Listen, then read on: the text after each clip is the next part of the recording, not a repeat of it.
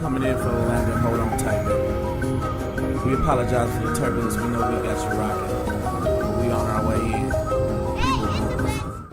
Hey, yo, what up, though, man? It's the Rookie Wolff Show, man. The Howling Wolff, and Howling Wolff is back with Zen Films. What's up, though, my man? What up, though? Wolff in the building. Hey, I appreciate you for coming through, man. It's a blessing to come through. And we got my man, Babylon Mobile Cigars, man. The CEO, Benny Tate. What's up, bro? What's happening? All right, man. We gonna get to you in a minute, man, but I got a special segment coming back, man. We kind of fell off with the book of the week off the shelf, you feel me, and out the crate. So I got to get back with you, dropping gems, you know what I'm saying? Can't leave the DJ starving for too long, man. So let's jump right in it. Get it out the way with the book. First thing off the shelf is kind of a 2-in-1 because you get a bonus album and a bonus book as well. And, you know, comics can be an investment. I was just telling my man Zen here, back in the day, I was really interested in Marvel's new Phase 4, and they was releasing all these young Afro-American female lead comics. And one of the characters was this girl called Luna, and Moon Girl and the Devil Dinosaur. Issue number 1 is around $1,600 right now, and I paid about $500 for it. So those good investments. So our first death metal right here is The Dark Knights. It's some dope artwork in there, man. Some crazy alternative hard metal scenes. Each issue is scored with a 45 that comes with it. So it's almost like a cinematic experience as you read the comic, and each issue has a backdrop with a different artist with a 45 that is songs that are set the tone for each issue. A 45. Mm-hmm. That's what's up. You see how that is? That's I haven't what's up. punched mine out, you know what I'm saying? Right. Trying to retain that value. That's Still haven't dope. listened to it, but you can go on and also use it to listen to a digital copy if you want to preserve the 45 that comes with it. But merging art, merging music in a dope way, way to collect it. If you're a vinyl collector, if you're a comic collector. And that vinyl's coming back. You know what I'm saying? Most people like to blow one and listen to it while they're doing their comics. The worlds merge in the most perfect way. Wow. This particular issue right here got a dope song on it. Each issue, like I said, has completely different artists with different vibes for you. So that's something that you might want to get out there. Dope for collectors. And out the crate is a little bit of a bonus right here. This is a discography. This is Billie Holiday. Classic. Wow.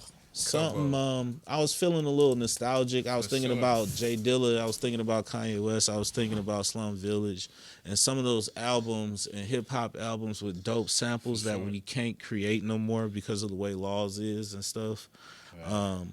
But if you are one of those producers who are trying to find a sample to differentiate yourself, and you are looking to sample lyrics or music or riffs, go look at some of the lyrics and vibes of Billie Holiday. She got some of the hardest bars that will make some of the dopest, hardest, coldest themes of songs, sound bites and lyrics and samples for days in there.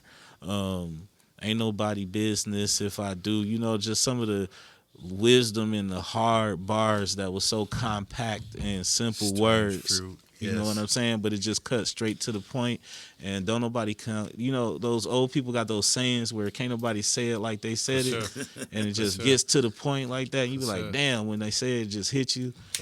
Like, man, I'm telling you, if you're trying to get in your bag and stuff, and you want to like go back in different ways, a lot of people have gone back and done funk, soul. Hip hop, blues, they go into Afro-Caribbean salsa beats and stuff like that. But if you really get into the blues and an area like that, is not a lot of areas that DJs and producers have ventured out into. And every time it does, you know, Kanye West, when he did that Otis Redding, you know what I'm saying, sample and stuff, was a little bluesy, but that's still kind of rhythm and soul, R&B to it. But those those blues chords just go so hard. So if you're a producer and you want to kind of get nasty with your game, man, research Billie Holiday's discography. There's some dope vinyl in there, and it's a bunch of albums to play around and get that experience, man. For sure. All right, man. Thanks for sticking around for that segment, dog. What's up, Zen? What's good with it, man? What's going on? My name is Zen. I'm of D&Z Films. Me and my partner, Damus Eason, and I'm Zen Braswell. Currently, we have a couple of films on Tubi, that we're currently promoting, so that we would like everybody to go check out. Always Consequences. And then we have the follow-up to Always Consequences 2. So definitely go support those. They are on Tubi right now. Right now. You can go watch it right now. So give me hip. So what's the premise of it? Always Consequences. That kind of sound like something dope. Is it suspenseful? Is it like a gangster flick? Nope, it's Like, not any of that. So actually Always Consequences are based around 6 high school freshmen who are beginning high school. Obviously, they're freshmen, and their life in trying to deal with the pressure around them. I mean, one of them has a brother that's a drug dealer. So you get a glimpse into that life with him growing up. Another one has one of them is a genius. His name is Stewart. He's a real smart guy, so he's constantly getting bullied and pressured. So it just follows their lives growing up in Detroit, with the backdrop being the city of Detroit and all the things that come with the city. So there's always consequences. You know what I mean? So that's what it is. That's dope. I like that concept. Yeah, I like for that, especially at a time where in your life there's so many choices and options for sure. you, and most of the trouble in life is navigating which one of those choices you can. sure. I think that's one of the biggest jokes in life is you hear young people say, I can't wait till I get old to do this. sure. I got the choice to do this. You can't control me. But once they get the control, they don't know what to do with it because there's so many options to choose from. If you're not prepared, you could be lost You at don't sea. have that foundation, where you can rely on it to make good decisions. And I think that is something that I see a lot of kids expressing, that I see them relating to, is feeling like there's so many options, there's so much information, there's so much things out here with social media to be overwhelmed with. There's Now- a general feeling of overwhelming because there's always consequences to every action. So what do you think when you are narrating these kind of stories, what's the main point that you're trying to convey by targeting this demographic? Well, with this, this just started as something I did a while ago, and I brought it back and refreshed it and brought it back up to this theme. So I consider myself a writer. So, I mean, I could write anything. If you want, whether it started when I was young, I used to divulge in hip-hop, do my thing, used to rap. So it started with writing rhymes, but even before then, when I was young, I had a sister. I used to read comic books all the time. My sister passed when I was 10. But before then, she told me, you could write your own stories. I was reading my comic books all the time, and she was like, you acting all crazy about these comic books, you could write your own stories. And she made me sit down and, write a comic book. So from that point, I've always loved writing. So with Consequences particularly, it was this, I actually wrote this when I was working for a nonprofit organization for a grant, the story. But now, like I said, I brought it back again to dig deeper into it and make it something that could be viewed as a film. So it was just about getting the stories of growing up and the structure, the pressures of dealing with day-to-day life and all of that. So that's basically where it came from. What would you say one of your favorite characters that you had the most fun developing, just personally? Like, I'm really into this one, how this one's developing. Which one of those have like a little personal favoritism in this project for you? So to say a character that I like the most, I would have to move from this project and speak about the new project that we're working on now, which is actually something that my first film, but again, we restored it.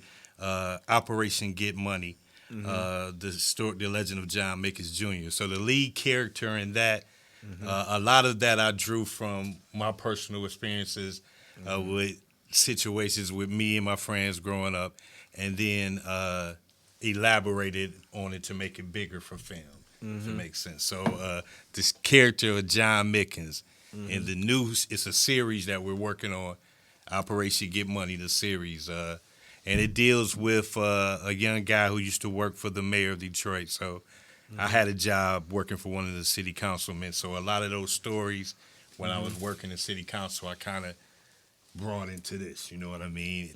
To a degree, to a degree. And a lot of it is also, as a writer's privilege, just adding on to it to make the character, make the story better. But yeah, so that's probably one of my favorite characters, the character of John Mickens. Yeah. All right. I like that, man. I definitely like a little bit of a story with a little bit of a political corruption vibe sometimes. For sure. I like those For sure. A little realism. You know what I'm saying? I mean, it's all there. You know what I mean? And you see a lot. You know what I mean when you're given those positions, and then you add that with your own experiences. And then it could come out to be a pretty dope story. You know, it seems like it's this like untapped well of stories pouring out of Detroit right now, and we're really taking over the scene. Can you kind of speak to the edge that Tubi has kind of given independent filmmakers? There are some great writers and producers in the city of Detroit that are tearing the game up. I mean, I don't want to start shouting out names because I don't want to forget nobody, but you got your Dennis Reeds, you got your Lisa Browns, you got the McGraw Avenue crew. I can't think of them. Moolah Productions. I mean, so it's a lot of dope things coming out of Detroit as far as Rocky Black, Janaea Black. It's too many. I don't even. Again, like I said, I don't want to start naming because I'm gonna forget somebody or somebody gonna crack my head like, man, you ain't said it. But anyway, yeah, it's just, man, I feel like it's so much talent in Detroit, but there's so much real stories and rich, diverse experiences to have here that you could draw from. That you can have, and that's why the stories come out so dope. You know what I'm saying? You don't really have to make much up. You have to make more up to protect the people the story is about than you have to do, because half the stuff, if somebody told you, you wouldn't believe was real. For sure. You know what I'm saying? I mean, that's the beauty of writing, man. That's the one thing that I always say. I mean, you could there's always stories. You know what I mean? It's all, everything is a story. You mean our motto is the story don't stop. This is the D of D and Z. Damien's that just slid in on us. What's up, though, man? How y'all doing? What up, though, man? Welcome to the What show, up, brother. Oh yeah, happy to be here, man. Appreciate you coming through, man. Yeah, it's always a story to tell. So, and in growing up in Detroit, there are some definite exciting or intriguing or very interesting stories. So it's all about putting it together. Every writer has their own flavor on how they bring it together. It's just all how you put it together. Cool, man. I'm gonna run the question back for you, man. Give Man, you a I chance done just so you I had done a missed the chance, bro. questions. Oh man, That's all right, man. There's plenty more to come, man. We're Okay. just vibing, bro. Yeah, I was yeah. just kicking it with him, and I just didn't want to miss a chance to hear your perspective on it too, man, because I think you probably got something good to say about it, man. I just really want to know what's your perspective on why it seems that Detroit is able to pour out these rich stories now, and we're kind of taking over the scene, and what kind of advantage Tubi is giving us. Can you kind of speak to why these stories are so good that are coming out of Detroit, and why it seems like this is our moment right now? Well, everybody got a story to tell, right? So, and now since it's a platform where people can go ahead and put it on paper, you know. We always been in the rap game, and every game that come around, Detroit always in it. You know what I'm saying?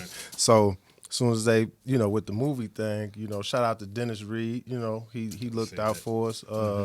Homestead, so when brothers got wind of, oh, I can put some on paper, bring a movie out, plus bring it to life, plus make a few bucks, quite a few bucks. You know what I'm saying? So a lot of people jumped on it, and it's a lot of people passion, and putting the stories behind it, putting it on paper. But I always tell people, people sit back and say, man, them Tubi movies, you got rough critics. You know what I'm saying? They be like, man, rough critics. Period. yeah. Everybody's a rough Every critic. comic will tell you he come to Detroit and test his material for real. So here's, but this is what I always tell cats, right? I said, you know what? Yeah, you might find some errors. You know what I'm saying? You might see some crazy stuff. You know what I'm saying? But you have to give it to these people that's able to Put their dream together. put that all the way together, because from start to finish, you know what I'm saying, it's work. For sure. It's work. So I compliment all the people that's putting movies out on Tubi. You know what I'm saying? I don't care what it looked like, what it sound like. They put what they felt on Tubi. You know what I'm saying? I got a little bit of a theory about it too. Why Detroit popping on Tubi right now? Okay. It's something to be said about Detroit preferring to be underground. I feel like we've always been right there up under the surface and sure. a major influence. I mean, if you was back in the '90s and you was rocking the Soul Aquarians, Erykah Badu, that was Jay Dilla was the engine of that. For you sure. know what I'm saying? For sure. Motown gave everybody a sound in the sure. '60s. You know what I'm saying? Even with Rockefellers and stuff like that, that used ties all the way back to Eddie Jackson family members and stuff from there. You know what I'm saying? yeah. And we've always been behind the scene, but I think Detroit has never bowed to anybody else expressing our narrative for us. Detroit are hustlers, man. And I feel In like that's Detroit, what Tubi gives us. We chance we to give hustle. our own narrative, and that's why I feel like it feels a little bit more natural in this time, and it seems like Detroit taking over. Yeah. But I think it's just the first time we've got to tell our story with our own narrative. Yeah. And they gave us a platform. Yeah. And And we running with it. we're going to make it a hustle. We're Yeah. going to find a way to, to make it work. You know what I mean? I mean, you got tools here and advantages where you could shoot a movie with a cell phone that looks the same quality as a movie in another country, and they try to diminish it in your mind because you're not paying a service fee for the platform. Yeah. But, some of that crap on those other platforms and stuff, you're not looking at it as the storytelling is the same. Yeah. The storytelling and the depths and the actors, and they're coming to you and your community to find the source material anyway. Yeah. Oh, So yeah. why not listen to the story and tell it? You got to reprogram your mind and learn how to enjoy stuff. And I kind of enjoy not blocking the person who's going to be the next Rudy Ray Moore, the There you next go. Melvin Van Peebles. You There know you what go. I'm saying? It's a lane for everybody. It's Right. everybody had to get out there because at some point they started imitating those students that got out there. Most of the time, the dude who won the award for Fruitvale Station was a student. So if you got a mind to tell a story, it don't matter how long you've been doing it. There you go. Yeah, it don't. You know what I'm saying? And I'm really impressed to hear more about the type of stories you guys been working on telling and stuff. He was telling us about the last project. You got anything else that you working on that you want to tell the people about? You guys got a lot of range with the type of stories, so I'm eager to hear what else you got up your sleeve. Yeah, so first we don't want to forget, we want to get everybody to go watch what we got on Tubi right now. So go watch Always Consequences 1 and 2.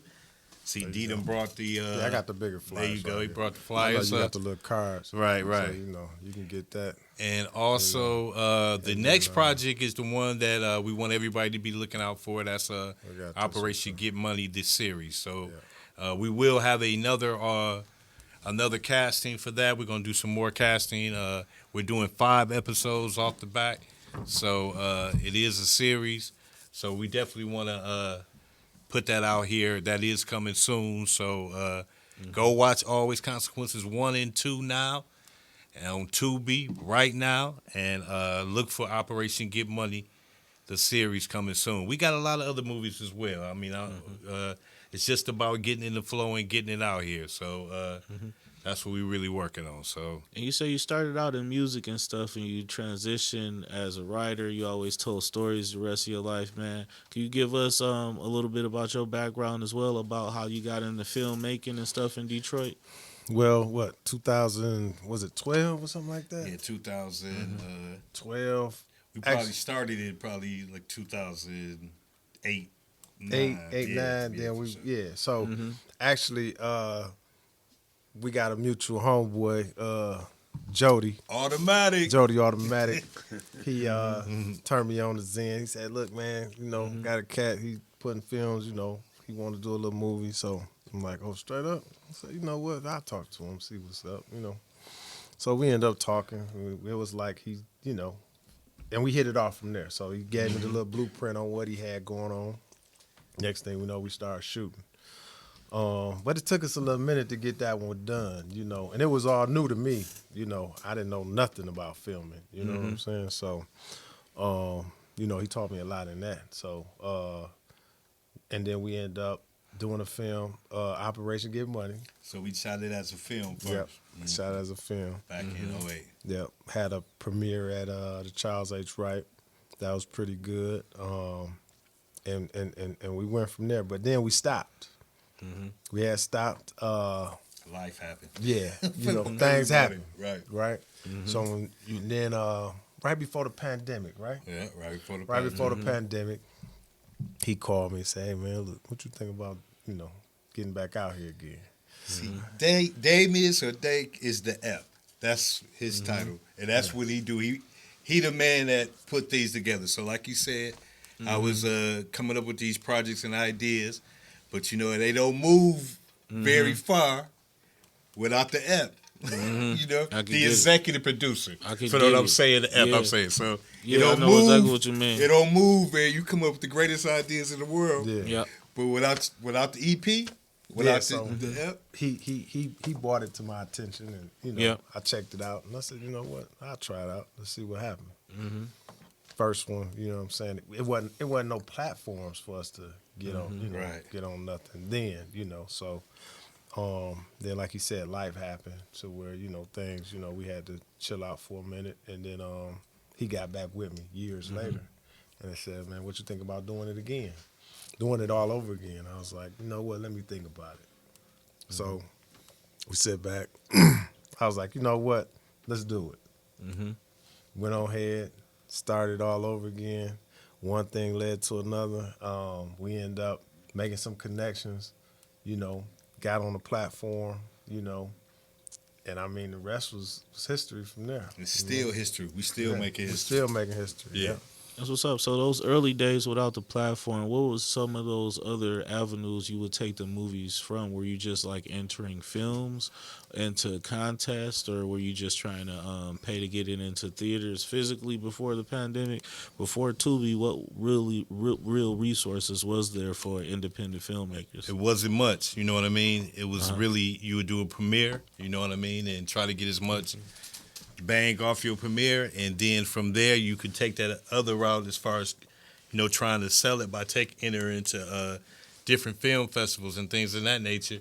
But without this platform, with Tubi and other streaming sites, it really was no place for it. You could DVDs. That's what people were doing back then. You would create DVDs for it and then sell it that way or market it that way. But that's not giving it a direct landing spot like it is now, with So all would the you streaming say the first time that you could really monetize your efforts and get money to fund your program and your efforts for the first time was really Tubi? Yeah. and other streaming sites like Tubi, yeah. When the Amazon. internet became Amazon. became what it is, yeah. Yeah. Yep. I mean, because other than that, without a deal, without being with one of the major studios, Yeah. ain't nobody, back then, it wasn't gonna really see it. Again, you might have had a premiere where people came, a couple hundred people came on and saw it, but after that, So do you think that kind of plays to the effort to downplay Tubi because they really don't want you knowing that Tubi is the best benefit for you to get your art out there and to get you money back, where everybody's aspiring to be on a platform that don't give you no money? You know what I'm saying? Like, isn't that kind of like them hustling backwards, trying to get people to hustle backwards?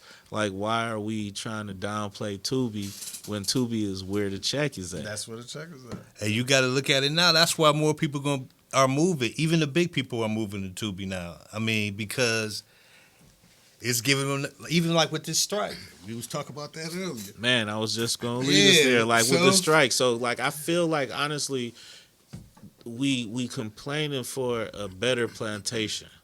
For sure. When you could just take the shackles off. For sure. And go to Tubi and be free. You know what I'm saying? But it's so much of it is like, I feel them, but at the same time, it's like, if you see the hustle, why not just... A lot of people ain't got it in them. You feel me? You know what I'm saying? So they used to that shackle. They want to be shackled. There you go. You know what I'm saying? It's all different. So I mean, used to you gonna have them, you know, and you got a lot of times you gotta let them be where they gonna be. You know what I mean? But hey, they can always get down one of our films. You say, I got a place for you. Come on You know what I'm saying? Yeah. You want the EP all in your movies. Right. You know what I'm saying? EP all in the trailer. Come to DMZ. Right. You know what I'm Right. saying? Come to DMZ. You know? For sure, man. I just feel like it's so many resources out there, and I don't want to, you know what I'm saying, down everybody's efforts, because I do think that you should get compensated fairly. For sure. I do think if you're a union and you pay a scale, that you should be getting something for your art. But at the same time, there are ways to monetize yourself directly. There's so many ways as an avenue directly to the consumer base that you could get around them. I think you're going to get to a bag that now people who are just kind of coasting off of mediocre talent are complaining more than people who are really talented and out here getting to a bag. I think you're going to see more of like B-level and other actors moving to avenues like Tubi. Mm-hmm. Like even with that Damon Wayans, not saying that he'll be actor or whatever, but he did that Cinnamon, you know, on Tubi. And, you know, how he was like, oh, damn, Damon Wayans, you know, Damon Wayans doing that. Because you could get that, you know, like you say, you could get closer to your consumer and closer to that bag directly. You know, it's opened up new doors. So I think you're going to see more actors moving out of that. Like I said, especially because they striking, they shutting down shows, man. You know, I understand, man. You want to get what you're worth, but I would just like to see people create a little bit more freely without having to worry about somebody create. We're always complaining about somebody controlling our narrative. We're always complaining about being underrepresented. We're always complaining about not seeing what we want and them not making the product we want. So why not make it yourself? No doubt. You know what I'm saying? So I'm all for people out here that's willing to tell stories. You can't complain about what you're not seeing if you're not willing to consume other things and open your mind to other creatives and get out there, man. So we're going to hit a quick break, man. I definitely want to come back and talk to y'all about your products, kick it with y'all a little bit more, man. And get into the cigar business, man, talk about a lot of the other endeavors y'all got going on, man. So thanks for coming around. Stick with me a little bit longer. We'll be back. DJ John, go ahead, take us out, man. All right, man, we back with the Howling Wolff, baby. You know what time it is, man. We closing out strong, baby. One more CEO to go through, man. Babylon Cigars, Mobile Cigars, man. Can you tell us a little bit about your company, how you started, where you're available, man? Black-owned cigar company. If you like to kick back with your girl and enjoy some premium cigars with great flavors. If you want to support a black-owned cigar, you know, if you go out there, get one of these books that I was talking about, one of these albums, want to throw a little vinyl on, chill with your chick, and feel like a boss, definitely want to tap in with Babylon Mobile Cigars, man. Go ahead, tell us about yourself, bro. My name is Benny Tate, and I'm one of the partners of Babylon Mobile Cigar Lounge. Babylon Mobile Cigar Lounge is a concept that came about a year and a half ago, 2 years ago during COVID. A group of us were, you know, locked in, couldn't go out. But we were sitting there chilling, and we just had the most. We wanted a cigar, and we couldn't go anywhere. So somebody said, "Man, wouldn't it be nice if it was a cigar bar? They just pull up." And that sparked an idea. And that's where we came from, and we just took that and ran with it. We looked into it. We went and we bought a Mercedes-Benz Sprinter, 2500, one of the big boys. We gutted it out, took everything out of it. We added plush seating. We added TVs on both sides. We put a fireplace in, a refrigerator, chiller, and a humidor. That's such So- a dope idea to feel a need. That's such a great sign of a businessman to see an immediate need and figure out how to fill that in immediately, because that was something that people were starving for during the pandemic, or like I like to call it the bandemic. Because if you really knew how to make something shake during that time, it's so many beautiful ideas that I'm seeing coming out of the pandemic, you know what I'm saying? Because just the ingenuity of that and the need to get out there and enjoy ourselves socially and stuff like that. I know it was a killing, bro, because that sound dope. You feel me? And that's how we took it and ran with it, man. It was just one of those things. It's like cigar smoking is already a vibe and a lifestyle in itself. Mm-hmm. You know, and if you know anything about cigar smoking, we got our own circle we move in, and the best thing about a cigar smoker, we're not rushing to do anything. Right, because it's sitting really back. about the taste and the artisan part about it, and it's like a good whiskey. It's like a one of those things that's an experience, bro. It is when you know a good cigar, and you know it's just not a crappy $2 cigar. When you educate yourself and you know the difference and you know how to appreciate that experience, bro, it really is something. So it's dope to be able to have something that quality and it pull up on you too, and you could get in the van and it's a whole vibe and it's the music playing and stuff like that. Like when we was trapped and couldn't get to downtown, you could bring that to yourself. Like, where can you get that? You could get a party bus, but you can't get no mobile cigar lounge, bro. cannot. That's a whole different level. And the thing I love about what you keep saying, Wolf, you saying experience, and that's what Babylon Mobile Cigar Lounge offers you, an experience, Man, a vibe. bro. It's a we vibe. we specialize in customer service and making sure our service level is above anything you've seen. I mean, that's one of my core beliefs is Southern hospitality.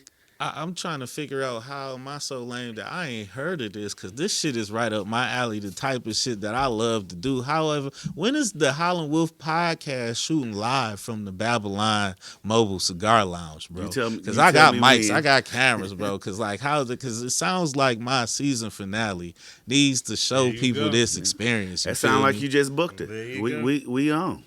Oh, Tell me man, when. don't Tell me when and where. Don't tell me, because look, we on air. You recorded now. It's documented. There you go. Oh man. So We let might me have to say it, do so that. We let me might have to written, lock so let that me in, done. man. We might have to lock that in, man. We might have to bring back some special guests. We might have to turn up and have a whole experience, man. You Because can that also sounds see amazing. the Babylon Cigar Bar Lounge and Always Consequences Part 2. We did have on a cameo. Tubi right now. We did have a cameo. We might have to have a private little showing on the bus and smoke some cigars. You know what I'm saying? And we A can little do ladies that. and a like little an episode. atmosphere, man, bro. Like, What's nice about us, though? Sound I like mean, an episode. we're a mobile cigar lounge, but we understand also our audience and our market. So we are 420 friendly. If you don't smoke the cigar, you're not 420. We do hookah. They are. You know, we have packages that includes a bottle of liquor. So whatever your libation you choose, if you want a nice whiskey, we got nice whiskeys. If you want cognac, I don't care if you're a vodka drinker. You want to drink vodka and smoke your cigars, we can do that too. The nicest thing about us, man, is we cater to our customer because your experience is what's important to us.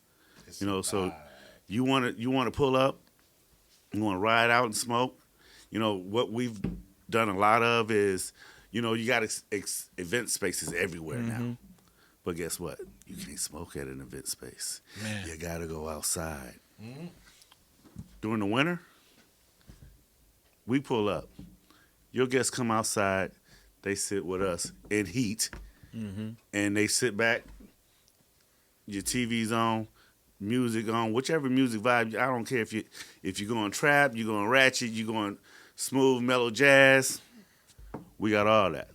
Man, I love an OG that really knows how to give the game and move. It's just a difference when y'all put the final touches on something, when y'all dabble in the culture, man. It's just why y'all got to stay around, because there's so many people attempting what you're doing, but they don't have the class and the touch to give you that experience. They want it fast, they want it flashy, but sometimes things need to be slowed down. Sometimes things need to be a little bit more traditional. Sometimes things need to be just a little bit more refined, bro. You know what I'm saying? And it's just You've been listening. You've been talking to some folks. You know what I'm saying? It really provides you with a completely different atmosphere that's intangible and hard to explain, man. So I really hope y'all tap in. You know, it's a time and a place for everything. I ain't knocking nothing. You know what I'm saying? Because I love the ratchets. Don't get me wrong. I like to get on there with the time and do my thing too. But sometimes I want to lay back. I want to chill. I want to be on that grown man. I don't want to smell nobody blowing no motherfucking watermelon smoke in my face while they vape. I want to die like a man with cancer in my lungs and smell like nicotine and cigars and shit, all right? I don't want to smell like menthol flavored cherries, you feel me? I want to get my cancer the right way. But the honest way. The I smell like I'm smoking something that's going to kill me. That's the nice thing about it all is your experience is what you want it to be. I mean, because you have your cigars that are robust taste and feel from a traditional cigar smoker. But your new age cigar smokers, they like the acid cigars that has that little sweet taste and a sweet aroma.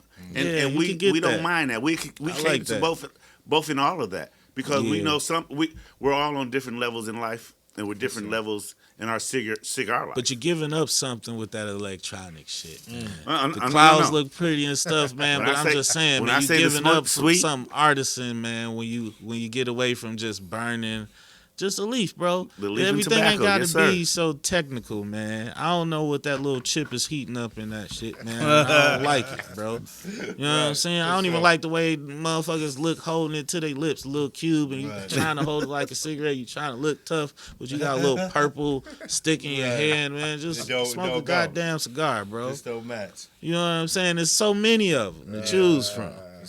You know, so I hope y'all come back and dabble in the company, man, on some Detroit player shit, man. You might see it. I might have to show y'all by example, man, because I'm definitely gonna be on that motherfucker. Because it sounds like it's somewhere that I should have been a long time ago. Sorry, we gonna be there. And I mean, everybody go check us out. We, of course, BabylonMobileCigar.com. Same thing for our Twitter. Same thing for our Facebook. All the social medias, we there. And it's always Babylon Mobile. Just Google Babylon Mobile Cigars, and we're going to come up, Yelp, whatever, all of that. I mean, we've been slowly moving. You know, a couple of weeks ago, we had Bone Thugs and Harmony on. Mm-hmm. You know, we were the exclusive transportation for the LL Forest Tour. We definitely gonna tap in, man. I had a good vibe from you last time I seen you guys. I was looking forward to connecting with you on this podcast, man. We definitely gonna be seeing you in the Howling Wolff universe again, man. Thank y'all for coming by. Shout out your social media so people can follow you, and we definitely gonna go see those films. Always Consequences and 1 and 2 on Tubi right now. You can get us on Facebook at DNZ Films Presents or DNZ Films.